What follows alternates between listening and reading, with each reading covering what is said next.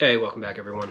Today we're going to be ripping apart the T56 from the Corvette to see why it would not shift into reverse. So let's get started and rip this thing open. Okay, if you guys watched the last video, and I hope you did, we pulled engine trans and torque tube out of the Corvette. And the first thing we're going to determine is why I'm having an issue getting this car into reverse.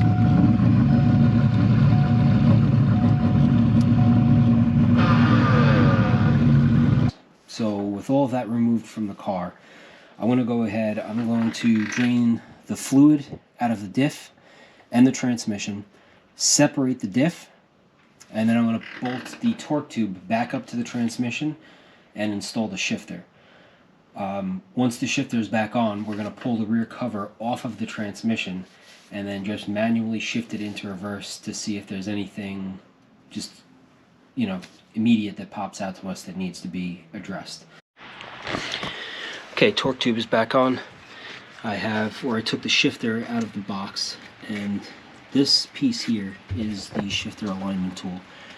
This car has an MGW in it. That alignment plate comes with the shifter, but it's very important anytime the shifter comes out and goes back in that this is used. And basically what you do is, or what I do is, I set the rod from the box up onto the shift shaft.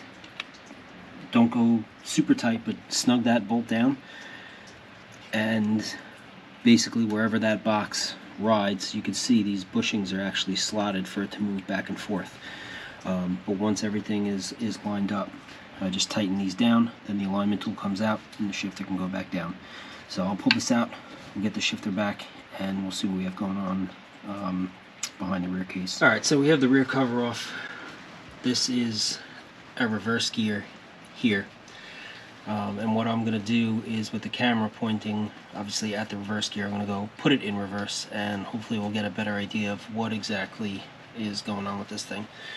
Keep in mind the rear cover has a support bearing for the shifter rod, so the fact that that's moving around, don't pay too much attention to that. It's not an issue, and it's sturdy once the rear cover is on. But let me go put this thing in reverse and we'll get a better look at what's going on.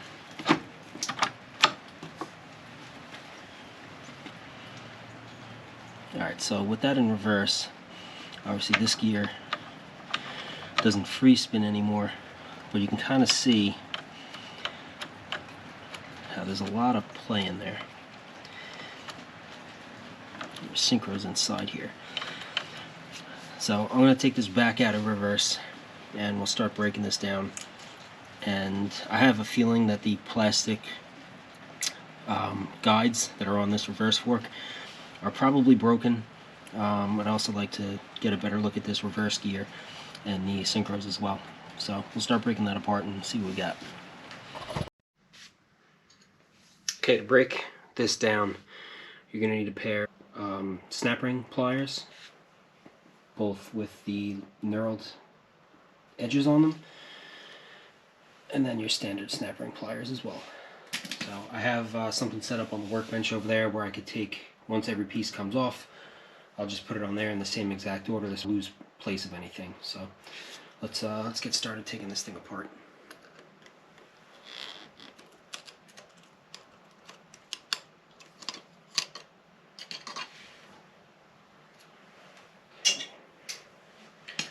Well, now this bearing should have two sleeves inside of it. Kind of see on the inside there. These two metal sleeves are separate, so just make sure that they stay put. One more snap ring there.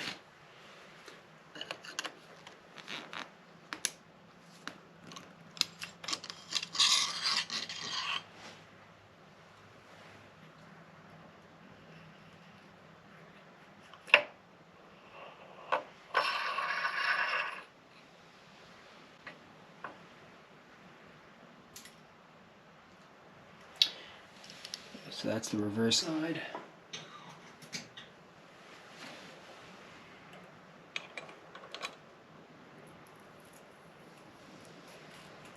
Okay. Now we get to the synchros.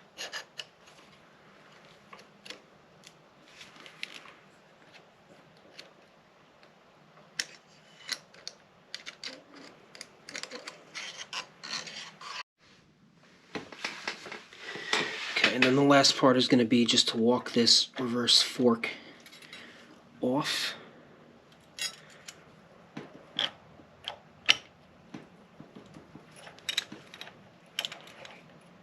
Don't force anything, just kind of work it around. And there's our problem. So the plastic guides on the reverse fork, that's pretty much all that's left. Frustrating, but at least we know what went wrong. You can see some of the remnants of those guides. There's another piece. This is an issue you guys are having with your cars as well. That's definitely, obviously, one thing to check, because those guides were completely gone. So I'm going to order up some parts. Definitely going to do a new synchro, new blocker ring. I'm going to upgrade those guides to the bronze ones. I think Tick Performance sells those. So I will get on the computer tonight, order that stuff up, and as soon as that comes in, we will get back and start reassembling this thing. Okay, so it's about a week later. I finally got some parts in, so I'm going to go through what we're going to replace. So the first thing, I ordered a new reverse hub and slider. I ordered a new blocker ring. We also got a new wave spring washer. And the whole reason that this car and transmission had to come apart, reverse fork shift pads. I opted to get the new set in bronze, so hopefully that will hold up a little bit better than the plastic. So I'm going to clean the flange of the transmission. Once that's cleaned up, we can start reassembling in reverse order and get this thing back together. Alright, so just a little brake clean, just to clean up this mating surface here. Now you don't want to use too much. If you can start to smell colors, you've gone too far. You know, crack the window and dial it back a little bit. You know, just enough to clean this up. Alright, so with our new bronze fork pads on, we're going to now insert the fork over the hub and the slider, and then start working that on.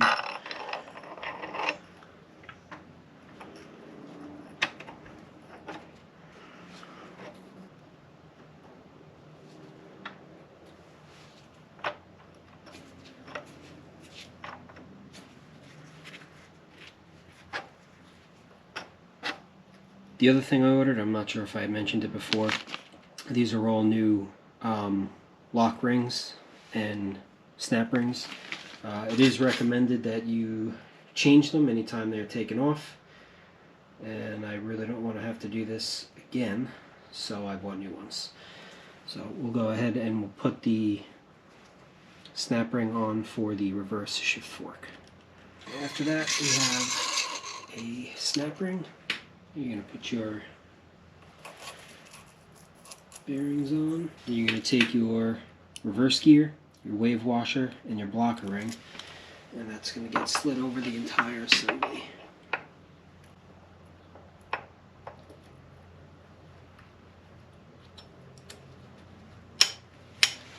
To the reverse gear, we have this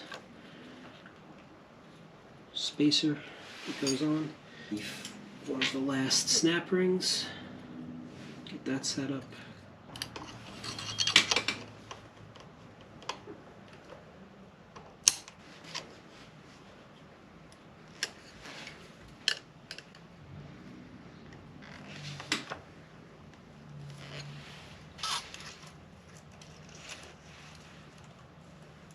Bearing and final snap ring.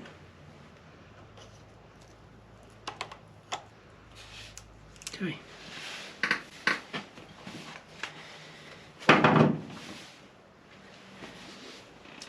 So that's it, I think. I don't have any don't have any spare parts left over, so that's always a good sign. But we have all of our parts replaced now. There's already, actually, even without the rear case on, there's a lot less play in reverse now, so that's definitely a good thing. Alright, I'm going to put this thing in reverse one more time just to make sure that there's no crazy gaps or anything like that, or it's not binding up. Alright, so I have the torque tube and the shifter back on, and I'll put this into reverse real quick. So right now, transmission is in neutral.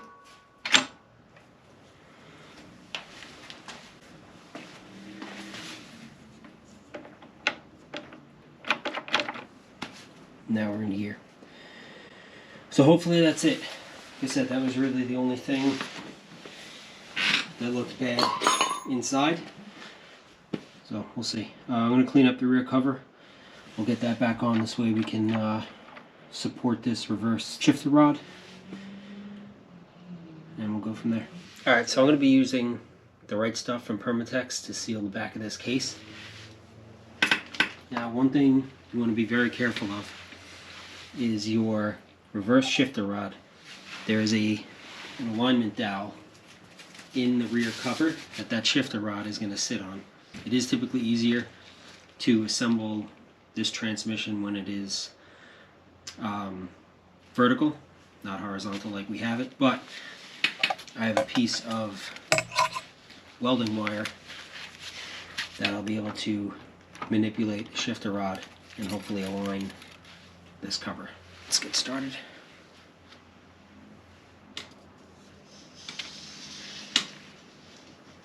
I don't want to force this.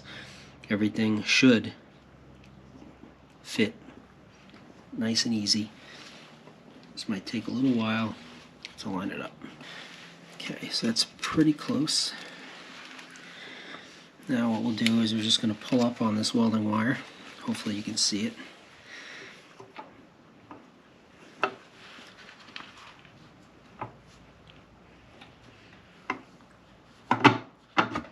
And there we go. It's nice and gentle.